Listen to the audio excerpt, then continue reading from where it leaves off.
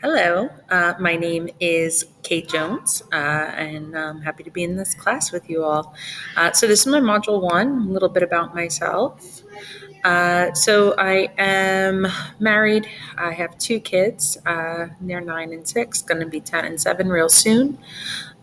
We live in Union Beach, New Jersey, though we're originally from Brooklyn, New York. Some of the things that I really love to do is really spend time with my family. I spent most of my career working at a school in Brooklyn, but when we came out here to Jersey, I kind of made the conscious decision to take a step back from my middle management position and try to be with them a little bit more, especially while they're this young. Uh, we love Mets baseball, big Met fans.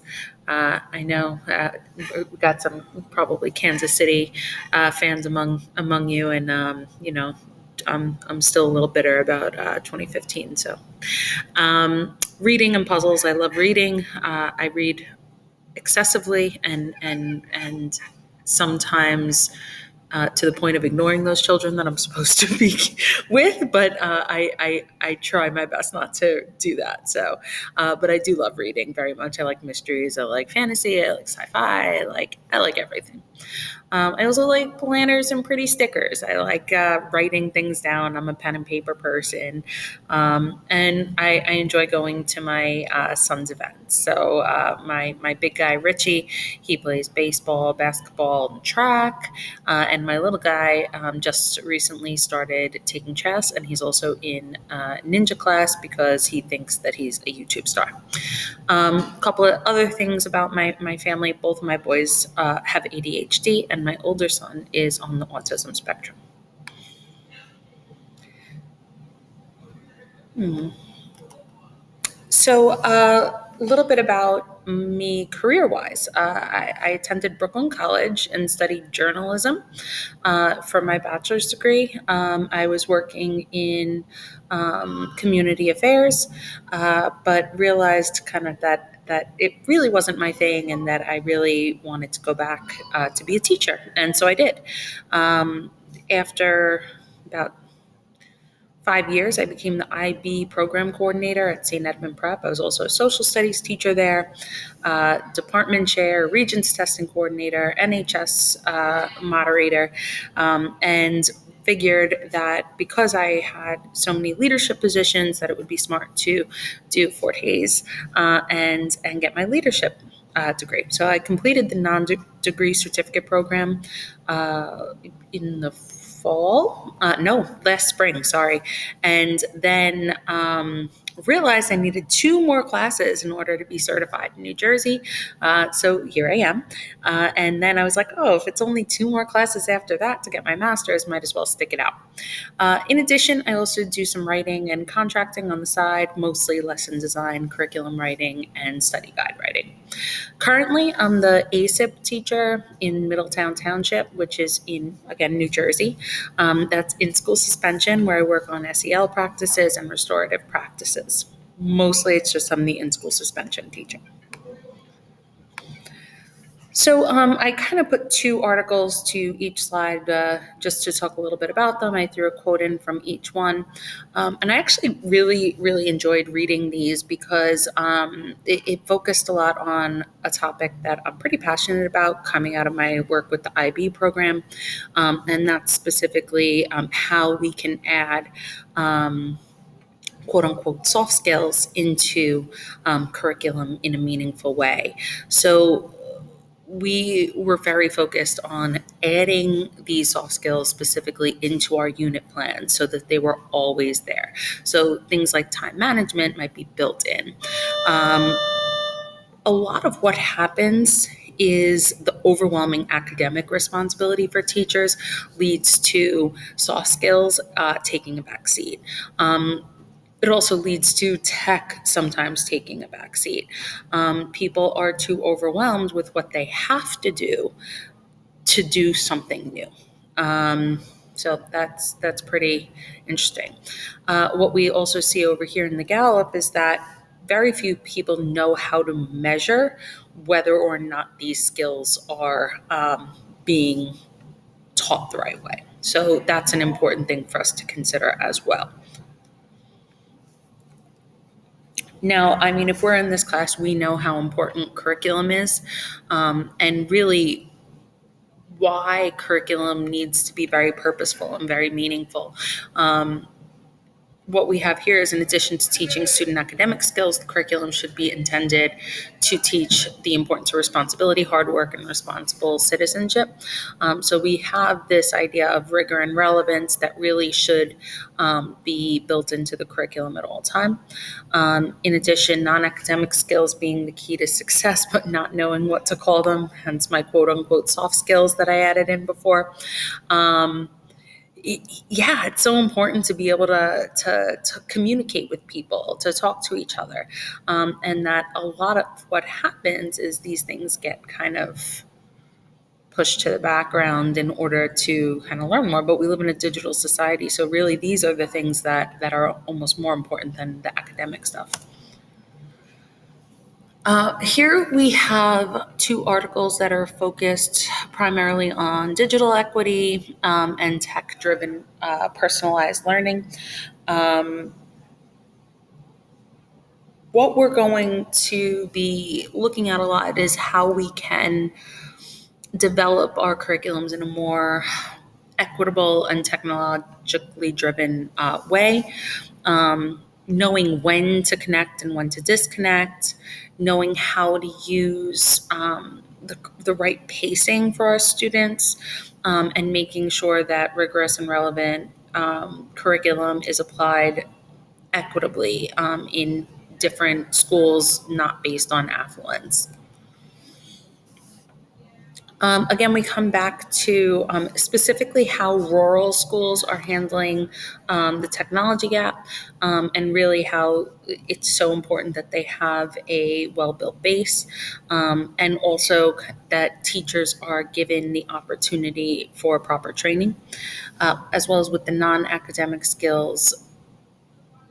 What's happening is that students who aren't learning SEL and non-academic skills early on are often being misdiagnosed and mislabeled, and so they wind up in special ed where they don't need to be. So based on this, I looked at a couple of activities within our district here in Middletown, and there are a lot of really cool things going on. We're a pretty big district.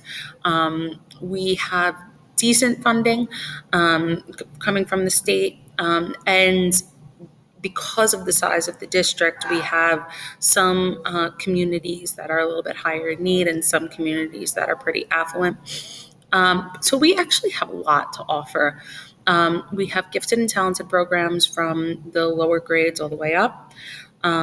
In our elementary schools, we have extra help in the AM and PM. We have tech program. I'm actually today covering one of the classes in one of the tech rooms, and it's really cool what they have going on. They do coding, they do design, they do architecture. This particular teacher that I'm covering for is mostly aerospace design, so I mean, really awesome stuff.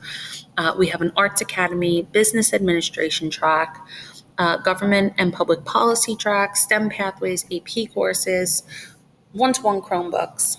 And then on the bottom, I also have down here the Visions and Bridges program, which is for students who either are behavioral problems or students who are high anxiety, maybe aren't meshing well with the rest of the school. It offers them a track to graduate without being within the main building. Administration really supports all of these from the district down. And I do believe that they offer some equitable access to resources and technology. Again, like we said, because of the one-to-one Chromebooks, everyone has that ability and they bring those home. From what we can tell, everybody has access at home within this district. The small percentage that do have smartphones, so they're able to access technology in that way. I don't know much that I would change because I was the IB coordinator. I love that program, so I always consider how our programs kind of compare to that. But I think that I would introduce more rigor in our standard-based classes because I've noticed with some students who are on the track. So I have a student who's in the government track who does really well when he's in the track classes, but when he's in his standard classes like English, he misbehaves, he doesn't do the work. So I think there has to be maybe a better connection to rigor across the curriculum. When it comes to the non-academic activities, again, tons of stuff. The two big ones, sports and esports, or gaming. Because of our technology, there's a lot of e-gaming going on within our community. Part of my position is the restorative practices community service within the in-school suspension program. We also have a relationship with Conscious Kids, an SEL program that's in the neighborhood. The Bottle Cappers, which is a peer program where they encourage abstaining from drugs and alcohol, or at least being conscious about drug and alcohol use. We have the Diversity Club, the Gay Straight Alliance, Heroes and Cool Kids, which is kind of like a peer group, as well as student government and Girls on the Run, which is really cool about building self-confidence. The non-academic barriers that I'm familiar with that kind of get in the way here could just be a lack of confidence, not wanting to join these groups, not appearing cool if you're in these groups. So kind of building that confidence within the students is something that I would do. I know that the school is making a very conscious effort to promote non-academic activities within the building, and it's been really, I think they've been pretty successful. I think that these groups are great. I think that it's important for peers to want to work with each other, and I think that it's important for the students to have somewhere where they can be themselves and feel open. Some of the things that I would further develop if given the opportunity. I would offer more academic tutoring on the high school level, and it should be a little bit more targeted. Recent research has found that targeted tutoring is a lot more helpful than like voluntary tutoring. So I think that that's something that I would look for. And I would also consider more rigorous course load for our Visions program because there's continued problematic behavior, and maybe by offering more rigorous courses, that could help. And non-academic, I think SEL and organizational skills should be kind of built into the regular curriculum as opposed to being offered separately. And in addition, as an administrator, I would want to be more visible with our club. So with the Diversity Club, with the Gay Straight Alliance. Some other ideas I have, maybe a peer mediation program. As an in-school suspension teacher, I spend a lot of times with kids who are getting angry at each other. And I think a peer mediation program could be kind of cool. In addition, I like the idea of having non-academic skills being built into curriculum and unit plans. That's the IB coordinator in me. I like that we have one-to-one technology, and I think that one-to-one technology should help us with student-driven individualized learning plans. I do believe that there is so much opportunity for our students because of our computer usage. Also, I would love our students to set up academic e-portfolios. I find that in our current age, finals and midterms never seem to work out the way that we want them to, and that students are struggling to retain information for long periods of time. So e-portfolios may be more useful for them. This is very closely aligned to our learning outcomes, and by applying my own experiences and the articles, I was able to evaluate current programs and come up with some new ideas. I found that this information was extremely relevant, especially because technology, when used properly, can help students in every area of their high school careers and in their school careers. And reflectively, I like curriculum analysis and curriculum writing. So if I was to become an administrator, one of the first things I would do is look at our curriculum and see how it's possible for us to add in non-academic skills, or to see how we're addressing that as it is. All right, that's it. Thank you so much.